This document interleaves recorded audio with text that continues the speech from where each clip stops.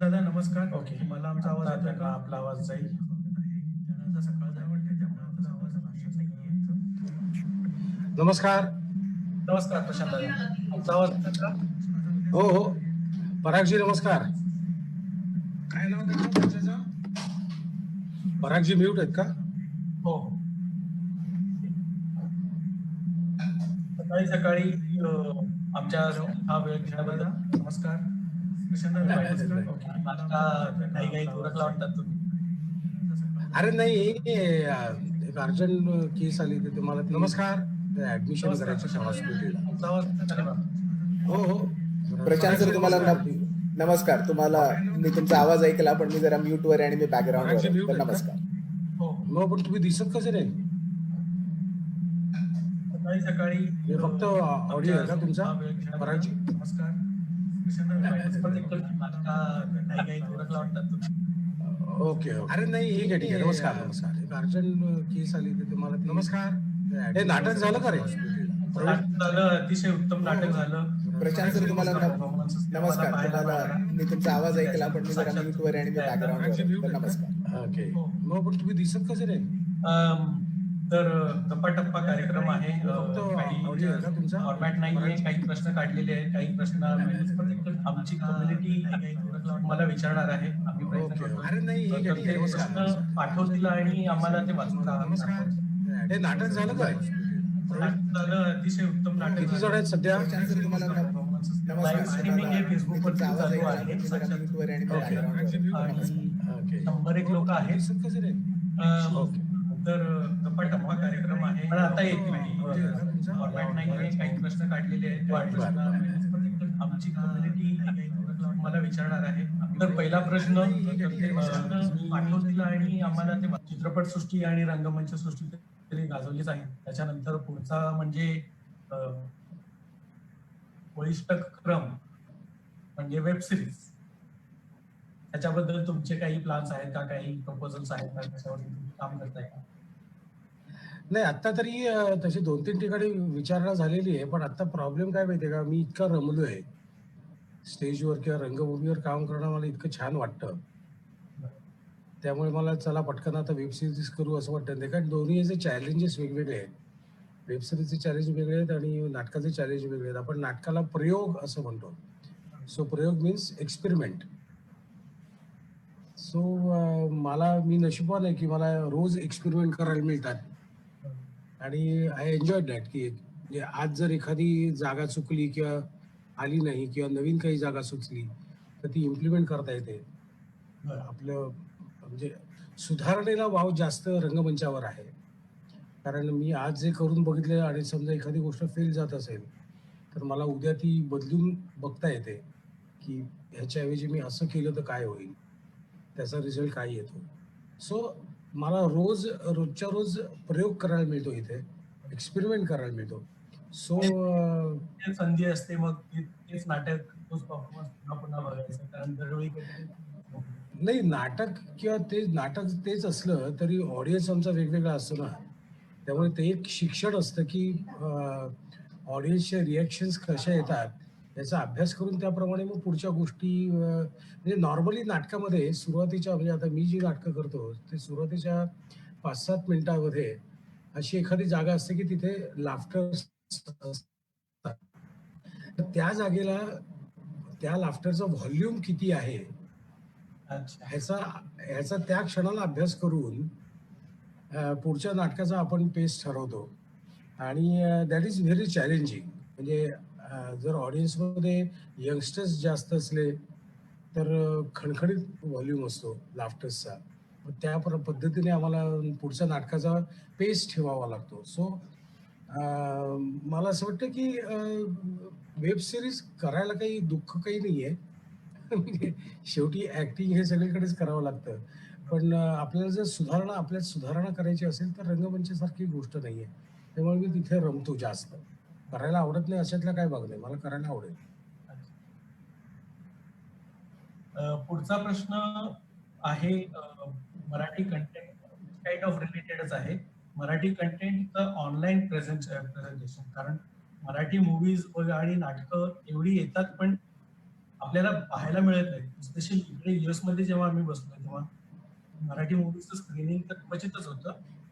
पण online content जास्त काही सापडत नाही. म्हणजे तो स्ट्रीमिंगसाठी म्हणा, आता स्ट्रीमिंगसाठी काही-काही वेब सीरीज येतायत, काहीशे येतायत. पण चांगली गाजलेली मूव्हीज जे अवॉर्ड्स वगैरे मिळतात, अवॉर्डमध्ये ज्यांची नावं ऐकतो, ती आम्हाला कुठे दिसत नाही. तर नाही स्ट्रीमिंगचं आता नाटकाचं काय झालं माहिती आहे का, की नाटकाची नवीन-नवीन जी नाटकं येतात, ती म्हणजे आता जुनीची नाटकं आपण शूट केलेली आहेत. म्हणजे प्रियतमा म्हणा किंवा 4 दिवस प्रेमाचे म्हणा किंवा एका लग्नाची गोष्ट म्हणा. मी माझ्या नाटकांबद्दल बोलतो. त्यावेळी शूटिंगची स्टाईल पण वेगळी होती. शूटिंगची स्टाईल वेगळी होती. त्याची त्यामुळे क्वालिटीमध्ये पण फरक होता. आज जी क्वालिटी तुम्हाला वेब सीरीजची दिसते, ती तुम्हाला नाटकाची मिळणार नाही. कारण ती त्या स्टाईलने म्हणजे आपल्याला एक असू दे आपल्याकडे एक ठेवा म्हणून राहू दे, याच ह्याच्यामध्ये ती केली होती. आपल्याला अजून पुढे काही जाऊन उपयोग होईल, अशी काही दूरदृष्टी त्या शूटिंगमध्ये नव्हती. तर त्यामुळे त्यावेळची नाटकं आजही नाटकं भरपूर आहेत. नाटकं भरपूर आहेत. म्हणजे तुम्ही ऑनलाईन समजा गेलात, तर नाटकाचं संख्या खूप आहे. We have a choice. नाही, आता आमची स्थिती अशी आहे, US मध्ये आम्ही वर्षानुवर्षे इथे राहिलो, त्यामुळे आम्ही बऱ्यापैकी सगळा कंटेंट आता पाहून टाकलेला आहे. आणि जवळपास सगळ्या कम्युनिटीबद्दल मी हे सांगू शकतो. आणि स्पेशली आता कोविडच्या ह्या वेळी तरी जवळपास सगळे घरीच असतात. त्यामुळे अगदी आम्ही कंटेंट शोधत असतो कायमचे. मग ओके. कसं का असेना आणि अ, तर नाही नॉर्मली कसं होतं माहिती आहे का, की म्हणजे नाटकांची संख्या जरी खूप असली ना, तरी चांगल्या नाटकांची संख्या कमी आहे. त्यामुळे होतं काय त्यामुळे होतं काय जी चांगली नाटकं आहेत, म्हणजे जी लोकांना आवडतात तेवढीच नाटकं शूट होतात. हं, अच्छा. जी नाटकं लोकांना आवडतात, ती नाटकं शूट होतात. बाकीची होत नाहीत. बाकीची तशीच राहून जातात. त्यामुळे तुम्ही म्हणताय त्याप्रमाणे बरोबर आहे, की स्ट्रीमिंगमध्ये आपण मराठी नाटक मागे पडतं. त्याचं कारण ते आहे, की शूट करताना जे लोकांना आवडतं तेवढीच नाटकं शूट होतात, बाकी होत नाहीत. आणि बाकी होतात, पण त्यांची संख्या खूप कमी आहे. आपली इंडस्ट्री त्या मानाने बऱ्यापैकी छोटी आहे. मराठी जर साऊथ मधल्या कुठल्या इंडस्ट्री पाहिल्या किंवा बॉलिवूड इंडस्ट्री पाहिली ओव्हरऑल कंटेंट ओव्हरऑल कमीच असतो. आणि त्याच्यामुळे अवेलेबिलिटी वरती बऱ्यापैकी रिस्ट्रिक्शन्स येतात. तुमचं काय नाही म्हणणं? खरं सांगू का, की विनोदी लेखन करणं ही अतिशय अवघड गोष्ट आहे. अतिशय अवघड गोष्ट आहे. विनोद करणं आणि लोकांना हसवणं ही अतिशय अवघड गोष्ट आहे. अतिशय म्हणजे it's a very challenging job. त्यामुळे आपण त्याला स्पेशलाइज्ड जॉब असं आपण म्हणू शकतो. It is a specialized job. मग आता स्पेशलाइज्ड जॉबमध्ये म्हणजे आता समजा एखाद्या प्रोफेशनमध्ये एखादा स्पेशलाइज्ड माणूस असेल, तर त्या स्पेशलाइज्ड सारखे सगळेच नसतात ना. म्हणजे एक 10 स्पेशलाइज्ड 100 स्पेशलाइज्ड माणसं नसतात, की फक्त एकच विषयावर तर एकदम सखोल ज्ञान. तसं विनोद निर्मिती करणं आणि विनोदी लेखन करणं, this is a specialized job. पुढची गोष्ट दुसरी गोष्ट अशी आहे, की लेखन करताना म्हणजे मी 1992 मध्ये गेला माझं कुणीकडे गेलं होतं. त्या नाटकाची स्क्रिप्ट 110 पानाची होती, जी सबनीस काकांनी लिहिली होती. ते 92 मध्ये मी नाटक केलं होतं. त्यानंतर मी अनेक नाटकं केली. त्यानंतर डायरेक्ट आता 2018 ला मला एका लग्नाची पुढची गोष्ट मिळालं, ज्या नाटकाचं स्क्रिप्ट 112 पानाचं आहे. त्यामुळे त्यातला कंटेंट खूप आहे. म्हणजे थोडक्यात आपण जेव्हा लग्नाचं जेवण जेवायला जातो, त्यावेळी आपल्याकडे 50 पदार्थ आपल्याला ऑप्शन्स असतात आणि आपल्याला पाहिजे ते आपण घेऊ शकतो. बरोबर. त्याच पद्धतीने आता 112 पानाचं स्क्रिप्ट मिळाल्यानंतर नाटक उत्तम होण्यासाठी त्यातले कंटेंट निवडणं हं. हा खूप एक चॅलेंजिंग भाग असतो. आता 60 पानाचंच नाटक लिहिलं, तर आम्हाला त्यात भर घालायला लागते.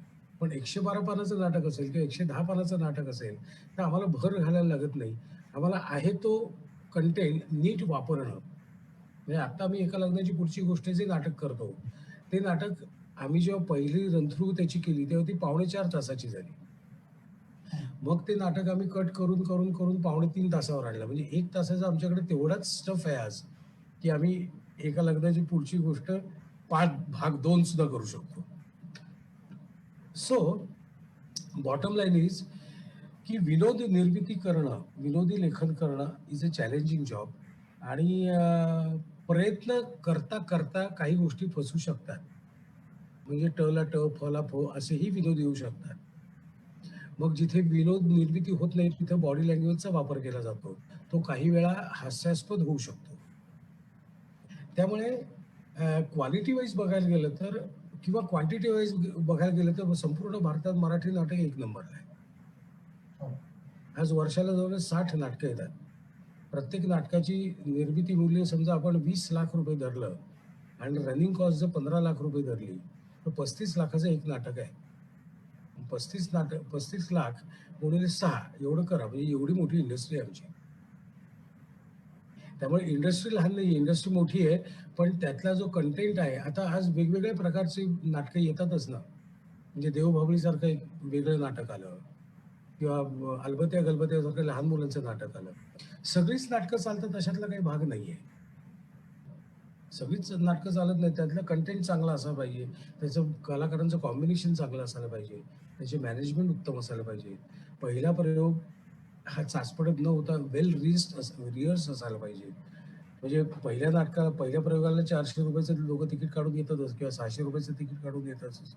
ते 50व्या प्रयोगाला पण तसेच येतात. त्यामुळे त्यांना क्वालिटी तशीच दिसायला पाहिजे. विश्वासार्हता जपायला पाहिजे. त्या कंपनीची विश्वासार्हता, कलाकारांची विश्वासार्हता ही लोकांकडे, कारण मुळात नाटक हा सगळ्यात शेवटचा चॉईस आहे. ही गोष्ट आपण मान्य करूया. नाटक हा सगळ्यात शेवटचा चॉईस आहे. 500-600 चॅनल झाल्यानंतर आणि 1 BHKचा 2 BHK, टू व्हीलरचं 4 व्हीलर, मग अजून आम्हाला इकडे फिरायला जायचंय, आम्हाला तिकडे फिरायला जायचंय. हे सगळं झाल्यानंतर LICचे हप्ते वगैरे सगळं झाल्यानंतर आमची इंडस्ट्री आहे. त्यामुळे we are the last choice. Though we are more than service industry, we are the last choice. म्हणजे सर्व्हिस इंडस्ट्रीमध्ये हॉटेल इंडस्ट्री येते, पण हॉटेल इंडस्ट्रीला पहिला किंवा दुसरा चॉईस असतो. We are more than service industry. कारण तुम्हाला सांगतो, त्याचं कारण असं आहे की सर्व्हिस इंडस्ट्रीमध्ये किंवा एखाद्या हॉटेलमध्ये आपण जेव्हा जातो, तेव्हा आधी आपण खातो आणि मग पैसे देतो. इथे आम्ही आधी पैसे घेतो आणि मग खायला घालतो.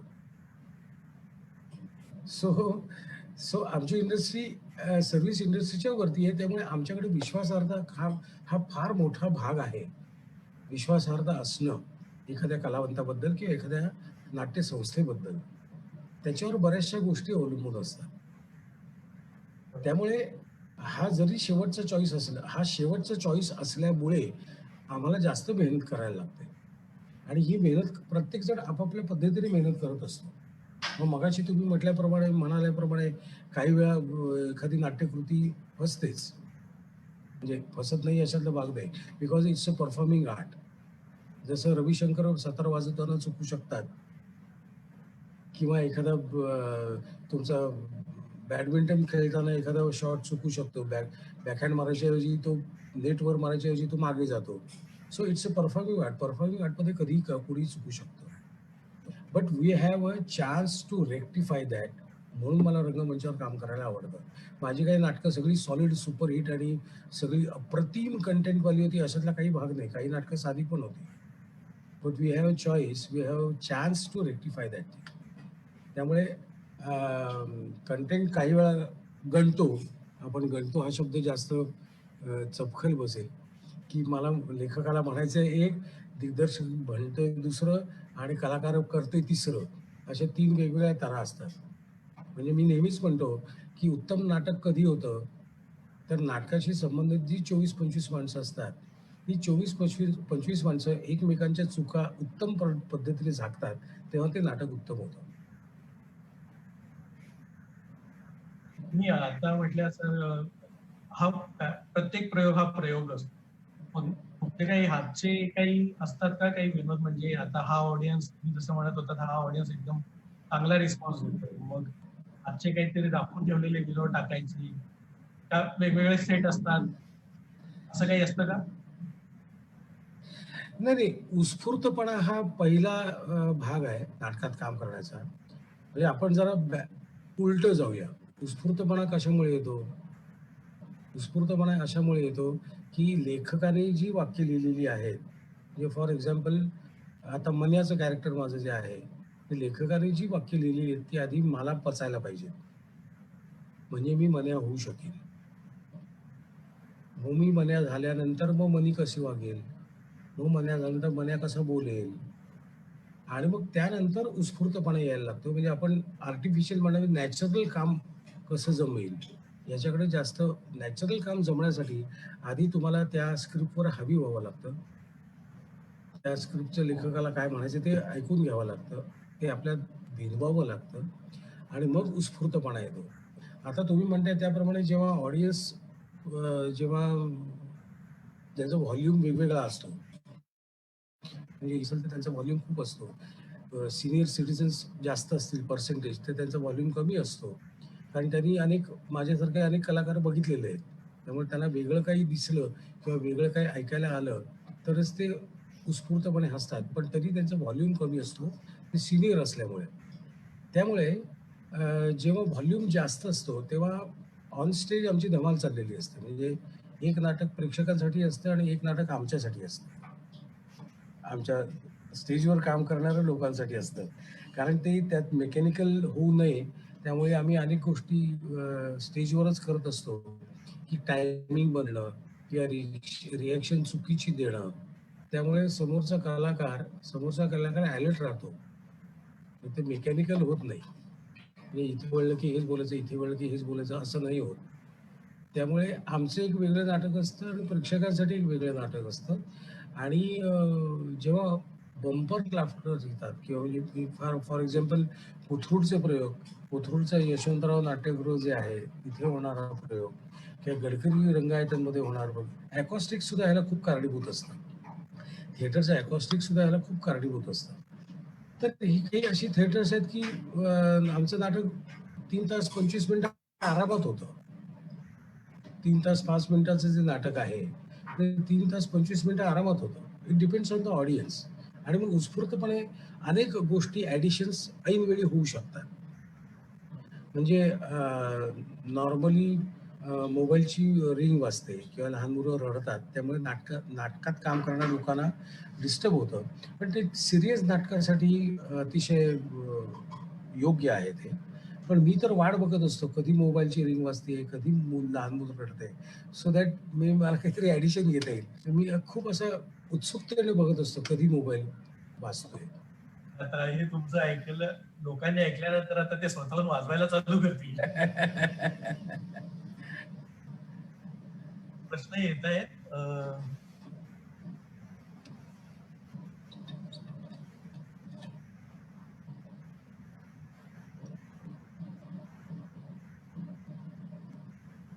एक प्रश्न आहे आरती गोखले आमच्या सेक्रेटरीएट मंडळाच्या, त्यांच्याकडून आहे. प्रशांतजी, तुमच्या नाटकाला लाफ्टर एवढा येत असेल तर कधी असं झालंय का, अरे थांबा आता बोलू दे आम्हाला?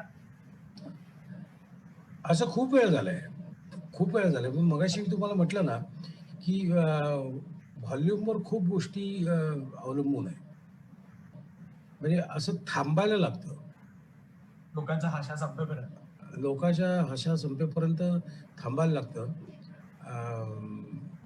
म्हणजे आता फॉर एक्झाम्पल आमच्या नाटकामध्ये जे कॅरेक्टर आहे एक, तर ते कॅरेक्टर खूप किचकिचे आहे. एका लग्नाची पुढची गोष्ट मध्ये खूप एक किचकिचे कॅरेक्टर आहे. ते एका कल्याणच्या प्रयोगाला म्हणजे आता हे समजा आपल्या प्रेक्षकांमध्ये कोणी कल्याणचे कोणी असतील, तर त्यांना ह्याचं हे कळेल काय रिलिव्हन्स आहे. कल्याणला पतरी पूल म्हणून एक आहे. कल्याण डोंबिवलीला जोडणारा पतरी पूल म्हणून एक आहे. आणि त्या पतरी पूल अतिशय डबघाईला वाईट परिस्थिती आहे त्याची. तो कधीही पडू शकतो. तरी त्याच्यातून वाहतूक चालू आहे. मग आता ती वाहतूक एका बाजूने बंद केली, एका बाजूने चालू आहे. मग त्याच बाजूने सोडतात. जो कमकुवत आहे तो तसाच बंद ठेवलाय. तर त्या कॅरेक्टरला मी कल्याणच्या प्रयोगाला असं म्हणतो, की हा पतरी पूल पडणार कधी? तर आता ह्या अचानक सगळं आल्यामुळे स्टेजवरचे कलाकार सुद्धा हसायला लागले आणि ऑडियन्स सुद्धा हसायला लागला. हे ऐनवेळी सुचलेली गोष्ट होती. कारण जस्ट इंटरव्हलमध्ये मला कोणीतरी येऊन भेटलं होतं आणि त्या पथरी पुलामुळे फार त्रास होतो बाबा. सर्व प्रेक्षक म्हणजे ते कसं करायचं, ओलांडायचं कसं? पथरी पूल पडत पण नाही तो, की ज्यामुळे नवीन बांधतील. असं जस्ट बोलून गेला होता आणि त्यामुळे मी ते तिथे राखलं. पण असं उत्स्फूर्तपणा हा पूर्णपणे ऑडियन्सवर अवलंबून असतो. नाहीतर आमचं रुटीन चालू राहतं. बरोबर. असा कुठला किस्सा आहे का की तुम्ही किंवा अजून कोणी लाईन्स विसरले आणि त्याच्यानंतर काहीतरी वेगळंच झालं त्याचं आणि चालून गेलं, वर्कआउट झालं? नाही, नाही. स्टेजवर काम करताना ना 100% कॉन्सन्ट्रेशनने काम करायला लागतं. जरा जरी 1 सेकंद जरी मागे पुढे झालं ना, 1 सेकंद जरी तुमचं डायव्हर्ट झालं, तर तुमचं वाक्य जाऊ शकतं. आणि माझंही झालंय तसं, नाही झालं असं नाही. पण आम्ही खूप रिहर्सल करतो. म्हणजे नाटक यायच्या आधी आमची 30-40 दिवस रिहर्सल असते. त्यामुळे आपल्या चेहऱ्याची चेहरापट्टी आपण ओळखायला लागतो, की ह्या वाक्यानंतर प्रवीणचा चेहरा कसा होणार आहे? प्रवीणच्या ह्या वाक्यानंतर माझा चेहरा कसा होणार आहे? हे आपण एकमेकांना ओळखायला लागतो.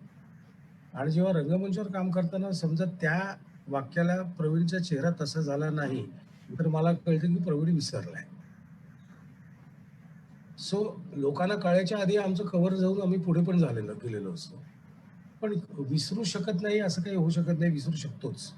जर कॉन्सन्ट्रेशन लूज झालं, तर डेफिनेटली विसरू शकतो.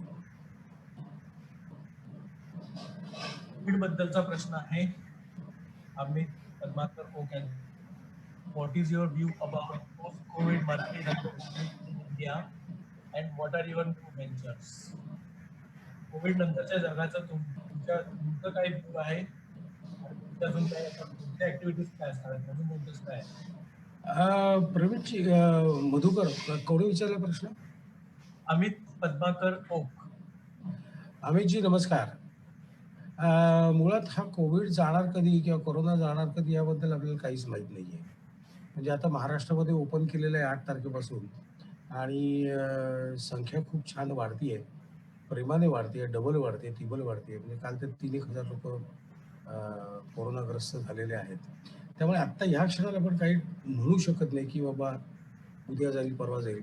But we are mentally prepared as a artist आणि मला असं वाटतं, की साधारणपणे सप्टेंबर, ऑक्टोबर मे बी थोडंसं सुरू होईल असं दिसतंय.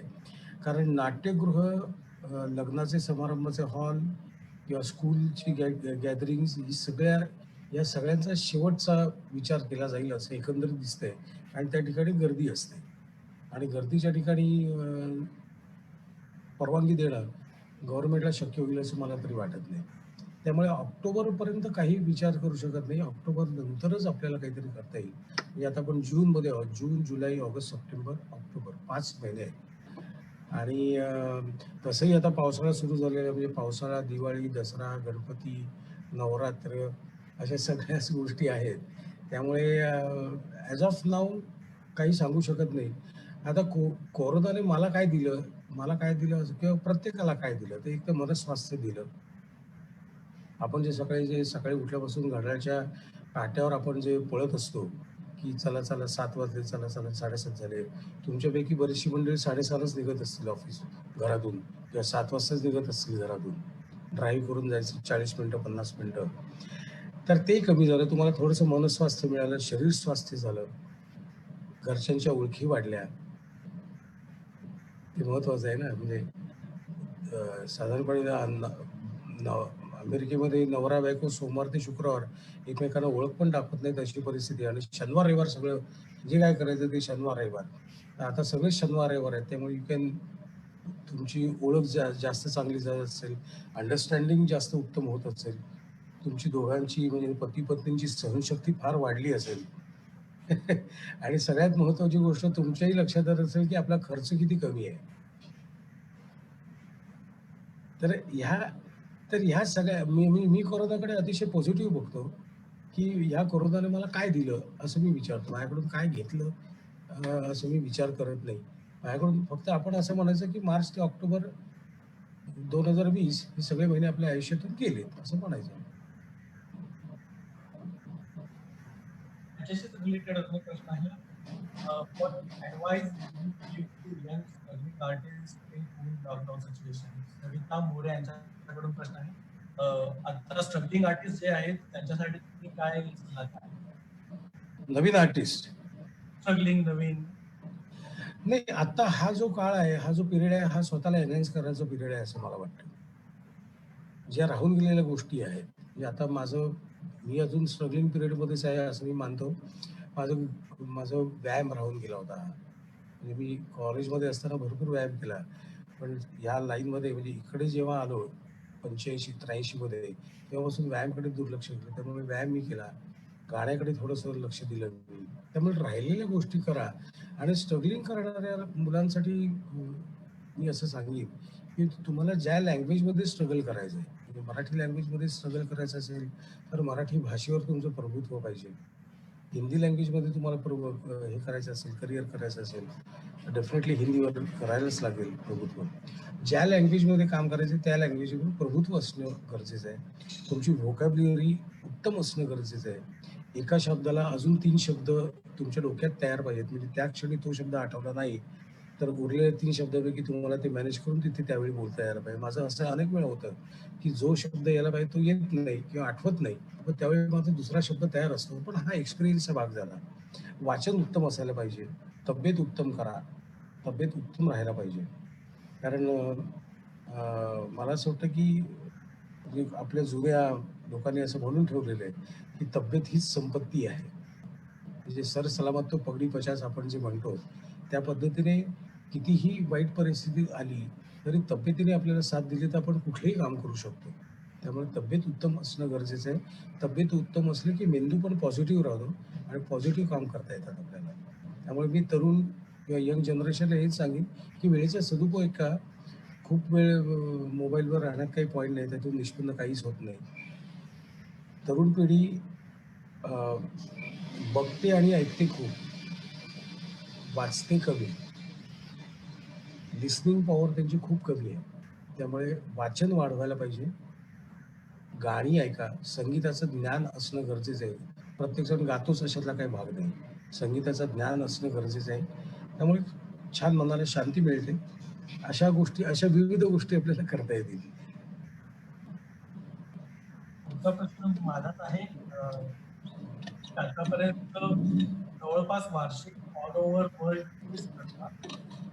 अतिशय सक्सेसफुल मॉडेल आहे तुमचं. ते मी तुम्हाला पर्सनली पाहिलंय. प्रत्येक गोष्टीमध्ये तुमच्याकडे तुमचं लक्ष असतं. प्रवीणजी, आवाज ब्रेक होतोय. आवाज ब्रेक होतोय तुमचा. अच्छा, आता कसं आहे? हा, आता ओके आहे. प्रश्न आहे तुमच्या वर्ल्ड टूर्स तुम्ही जे करता, जवळपास वार्षिक करता, आणि तुमचं फॉलोअप मॅनेजमेंट तुम्ही स्वतः करता आणि अतिशय उत्तम प्रकारे करता. मी स्वतः पर्सनली जो एक्सपिरियन्स पाहिला होता, प्रत्येक गोष्टीमध्ये तुमचं फॉलोअप असतं. छोट्यातलं छोटं कम्युनिकेशन तुम्ही फॉलोअप करता आणि जे काही करायचंय ते स्टेप्स घेता. हे तुम्ही ओव्हर द पिरियड तयार झालात का तुम्ही काही याच्यावरती ट्रेनिंग वगैरे केली? नाही, पहिल्यापासून टाईम मॅनेजमेंटची सवय लागली मला. बरं. टाईम मॅनेजमेंटची सवय लागली म्हणून तर आज माझे एवढे प्रयोग होऊ शकले. आज मी 12,200 प्रयोगांचा टप्पा ओलांडला आहे. आणि या 12,200 मध्ये माझे फक्त 3 प्रयोग कॅन्सल झाले. ते फक्त आवाजामुळे आणि एक ॲक्सिडेंट झाला होता त्यामुळे. पण टाईम मॅनेजमेंट हा फार महत्त्वाचा मुद्दा आहे. म्हणजे मी जेव्हा US टूर केलेत, म्हणजे आता फॉर एक्झाम्पल साखर खाल्लेला माणूस या नाटकाचे माझे 11 देशांचे दौरे झालेले आहेत. आणि मी पहिली गोष्ट अशी म्हणतो, म्हणजे ॲज अ प्रोफेशनल प्रोड्युसर मी असं म्हणतो, की मला जे पैसे कमवायचे आहेत, ते मला महाराष्ट्रात मिळतात. त्यामुळे मी US टूर करतो किंवा ऑस्ट्रेलिया टूर करतो किंवा UAE टूर करतो, टोकियो टूर करतो, त्यावेळी माझ्या खर्चाला खर्च निघाल्याशी माझा मतलब असतो. संपूर्ण जगभरात जी नाट्यरसिक आहेत, त्या नाट्यरसिकांपर्यंत नाटक पोहोचवणं हा एक उद्दिष्ट असतं. पैसे कमवणं हे इथे आहेच.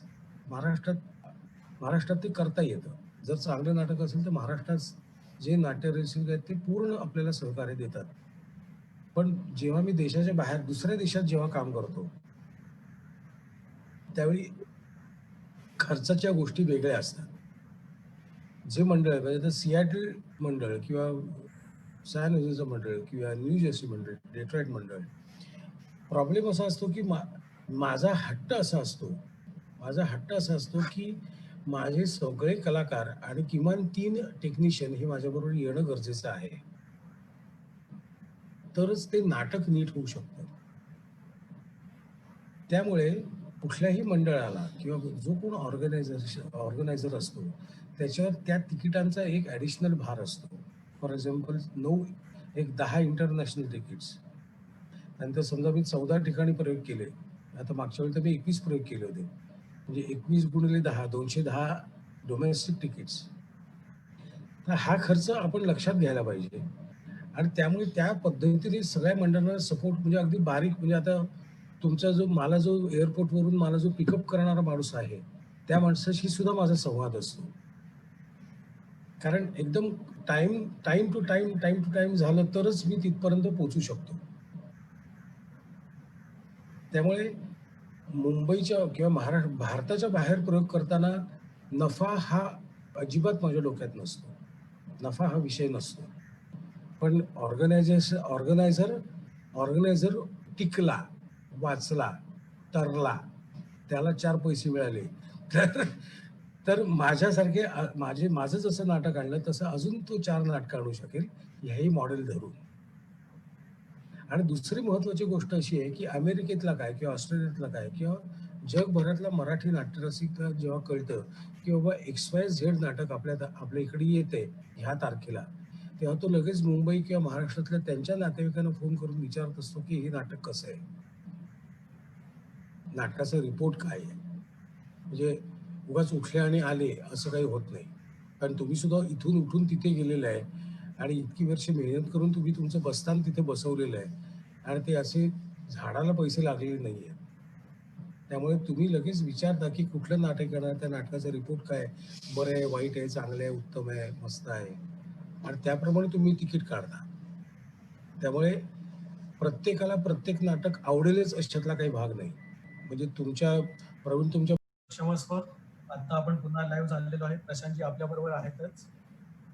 पुढचा प्रश्न घेऊ.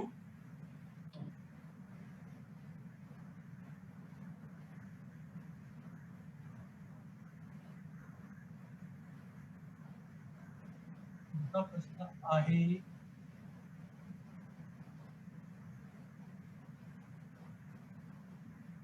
अनिकेत पाटणकर यांच्याकडून. प्रशांतजी, तुमचा स्वतःचा फेवरेट रोल कुठला आहे? नाटक, सिनेमा, सिरियल कुठलाही? नाही कसं झालं होतं, की वेगवेगळ्या टप्प्यावर मला वेगवेगळी छान नाटकं मिळाली. म्हणजे फॉर एक्झाम्पल एक तर एंट्री टूरमध्ये झाली. त्यानंतर 85 मध्ये मोरूची मावशी केलं. त्यानंतर बरीच नाटकं केली. त्यानंतर 92 मध्ये मी परत गेला माधव कुणीकडे झालं. मग त्यानंतर प्रियतमा झालं, लिकुरी उदंड झाली, 4 दिवस प्रेमाचं झालं, एका लग्नाची गोष्ट झालं. असे बरेच टप्पे करत करत म्हणजे कसं आहे, की जेवणाच्या थाळीतलं जेवण आपण जेवतो त्यातला कुठला पदार्थ आवडला असं काही होत नाही ना. मला सगळंच आवडतं आणि प्रत्येक गोष्ट चॅलेंजिंग होती. म्हणजे बेदोडे 5 जे केलं होतं, बेदोडे 5चं चॅलेंज वेगळं होतं. That was a slapstick comedy. गेला माधव ही लिखित कॉमेडी होती. प्रियतमा वॉज अ लव्ह स्टोरी. लिकुरी उदंड झाली ही कौटुंबिक कॉमेडी होती. 4 दिवस प्रेमाचे आज तुम्ही मगाशी जे बघितलं नाटक, ते पार अगदी प्रेयसीपासून आजी आजोबांपर्यंत वेगवेगळे त्यात सीन्स होते. एका लग्नाची गोष्ट परत एकदा लव्ह कॉमेडीच होती ती. त्यानंतर बहुरूपी नाटक होतं. त्याचाही वेगळा बाज होता, डबल रोल होता त्यात. प्रत्येक नाटकाचा एक एक प्लस पॉईंट होता, की ज्यामुळे मला ते करता आलं. ऑफकोर्स काही नाटकं फसली पण, तो काही विषय नाही. म्हणजे इट्स अ परफॉर्मिंग आर्ट त्यामुळे मी फसू पण शकतं आणि पण फसल्यानंतर मी लगेच ते बंद केलं लवकरात लवकर. मी ते रेटअप बसलो नाही. त्यामुळे आवडते रोल असं म्हणण्यापेक्षा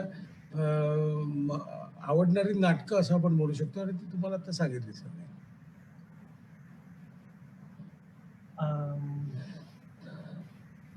तुम्ही 18 जानेवारी 2001 ला एका दिवसात 3 प्रयोगांचे 5 शो केले. हो. कुठली नाटकं होती आठवतायत का? आणि कसं केलं? काय टायमिंग? हो, ते गेला माधव कुणीकडे, 4 दिवस प्रवास आहे आणि एका लग्नाची गोष्ट, असे 3 नाटकाचे 5 प्रयोग केले होते. सकाळी 7ला पहिला प्रयोग सुरू केला होता आणि रात्री बरोबर 11:55ला तो प्रयोग मी म्हणजे 5ही नाटकाचे प्रयोग संपवले. पण ते दॅट वॉज अ चॅलेंज. तो दिवस एकमेव असेल. मी काही उपास-बिपास करत नाही. पण तो एकमेव दिवस असा आहे, की मी दिवसभर पाण्यावर होतो. म्हणजे कधी नारळी पाणी, कधी साधं पाणी, कधी ग्लुकोजचं पाणी. पण मी उपास नाही करत, पण त्या दिवशी केला होता उपास. हे ठरवून केलं होतं का? म्हणजे रेकॉर्ड करण्यासाठी? नाही, प्लॅन करून केलं होतं तो. म्हणजे बाकायदा विंगमध्ये डॉक्टर-बिक्टर होते.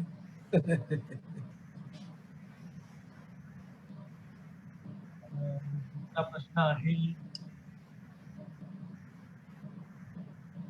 बरं, इन द मीन टाईम मी प्रवीणजी प्रेक्षकांना सांगू इच्छितो, की रसिको तुम्हाला सगळ्यांनाच माहिती आहे, की नाटक म्हटल्यावर इट्स अ टीम वर्क. म्हणजे त्यामध्ये आम्ही कलावंत असतोच, पण सेट लावणारे असतात, हे सगळे बॅकस्टेज वर्कर्स असतात, मेकअपमन असतो, सर्व प्रकारची मंडळी असतात, ज्यांच्यामुळे एक नाटक किंवा एका नाटकाचा प्रयोग होऊ शकतो. पण या कोरोनामुळे ही सगळी मंडळी आता घरी बसलेली आहेत 13-14 मार्चपासून आणि ऑक्टोबरपर्यंत ह्याची काही सुरुवात होईल असं मला काही वाटत नाही. त्यामुळे मी वेगवेगळ्या मंडळांच्या मंडळींशी बोलतोय आणि त्यांना अशी रिक्वेस्ट करतो, की तुम्हाला जमेल तेवढी मदत जर करता आली, आर्थिक मदत, तर तुम्ही डायरेक्ट ती मंडळाला करू शकता आणि मंडळातर्फे ती आमच्या कामगारांना ती डायरेक्ट मिळू शकते. तुम्हाला जेवढी मदत देता येईल तेवढी द्या. एवढीच तुम्हाला एक नम्र विनंती आहे, की त्यायोगे हा म्हणजे मगाशी म्हटल्याप्रमाणे हा स्पेशलाइज्ड जॉब आहे. म्हणजे जो सेट लावायला आपल्याला तिथे 3 तास लागतात. कुठल्याही म्हणजे आम्ही जेव्हा लावायला घेतो, जो सेट लावायला 3 तास लागतात, तोच सेट आमचे हे जे सेटिंगवाले आहेत, हे 20 मिनिटात लावतात. जे लाइटिंग करायला आपल्याला 1.5-2 तास लागतो, तीच लाइटिंग हे आमची मंडळी 20 मिनिटात. So that is a specialized job आणि ह्यांच्याशिवाय नाटक होऊ शकत नाही. त्यामुळे ह्यांना जपून ठेवणं, सांभाळून ठेवणं हे फार गरजेचं आहे. तरच ते नाटकाचे प्रयोग आपल्याला नोव्हेंबरपासून करता येतील. So I would like to request all the people to donate generously to Seattle Maharashtra Mandal आणि त्यांच्याकडून ते थ्रू महाराष्ट्र फाउंडेशन ते आमच्याकडे येतील. बरोबर ना प्रवीणजी? हो. मंडळी, प्रश्न आम्ही वेबसाईटवरती आणि व्हॉट्सअपवरती शेअर करू. आवाजाचा गोंधळ आहे. आता ब्रेक होतोय आवाज. कनेक्शनमध्ये काहीतरी गोंधळ आहे. हॅलो, आता येतोय का आवाज? हा, येतोय. ओके. मंडळी, इन्स्ट्रक्शन्स आम्ही शेअर करूच व्हॉट्सअप आणि वेबसाईटवरती. नक्की मदत करा. प्रशांत नागटे हे स्वतः मार्च पासून त्यांनी हे इनिशिएटिव्ह घेतलाय. अतिशय उपक्रम आहे. इन्स्ट्रक्शन्स आम्ही पाठवू. जमेल तेवढी मदत करा आणि हे महाराष्ट्र फाउंडेशन वेबसाईटवरूनही करता येईल. तुम्हाला डायरेक्ट मॅच करता येईल. तर म्हणजे आता आम्ही एप्रिलमध्ये 275 लोकांना मदत केली 2,500 प्रमाणे. आता जूनमध्ये आम्ही 316 लोकांना मदत केली 2,500 प्रमाणे. या पद्धतीने आपण काम करतोय आणि खूप लोकांची मदत आहे, भरभरून मदत आहे. पण आपल्याला ऑक्टोबरपर्यंत ते रेटायचं आहे. त्यामुळे साधारणपणे 27 लाख रुपये आपल्याला ऑक्टोबरपर्यंत अजून लागणार आहेत. तर त्या दृष्टीने मी हा सगळा प्रयत्न करतोय. तर आपण मदत करायची अपेक्षा आहे, इच्छा आहे. प्रवीणजी, पुढचा काय प्रश्न? पुढचा प्रश्न आहे.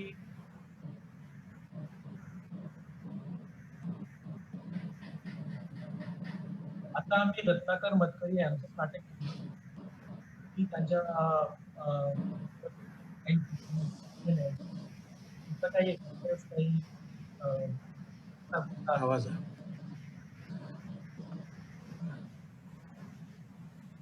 नमस्कार.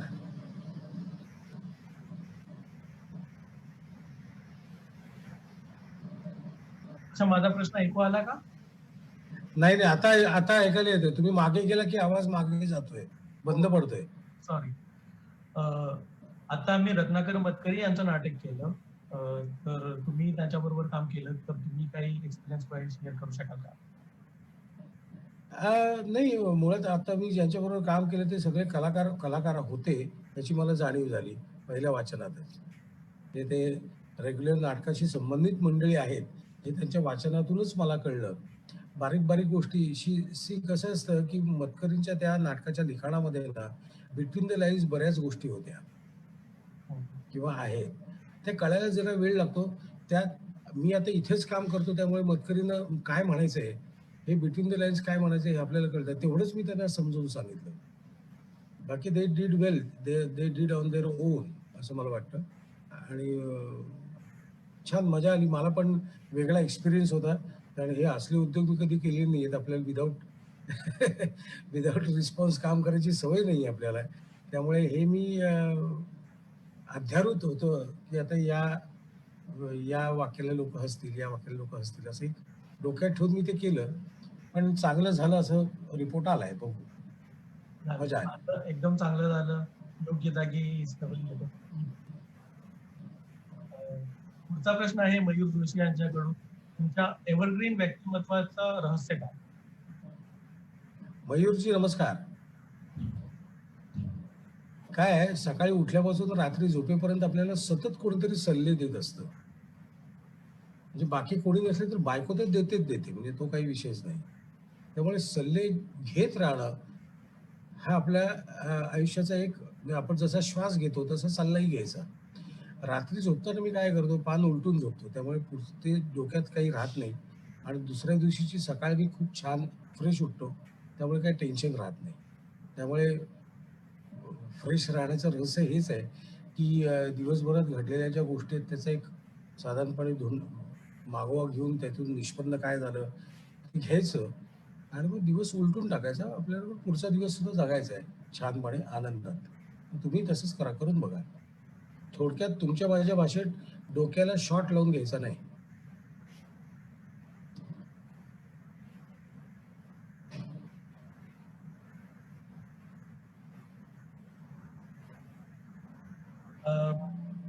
ठीक आहे. प्रशांतजी तुम्ही अर्धा तास देणार होतात पण आमच्यासाठी आता जवळपास तासभर दिलात तुम्ही. हो, हो. धन्यवाद. मी आता सांगत होतात कोणाला तरी ऍडमिट करावं लागलं. एव्हरीथिंग इज वेल. आणि मी सांगत होतात आता कोणाला तरी ऍडमिट करावं लागलं. Hopefully everything will be well. आणि या. तुम्हालाही शुभेच्छा ह्या कोविडच्या अवघड वेळात. आता येस. आपण अडकलेलो आहोत तुम आणि मंडळाला पण मी शुभेच्छा देतो, की त्यांच्या सर्व सभासदांशी बोलण्याची किंवा विचार देवाणघेवाण करण्याची संधी तुम्ही मला उपलब्ध करून दिलीत. आणि परत एकदा तुम्हाला मनापासून धन्यवाद देतो.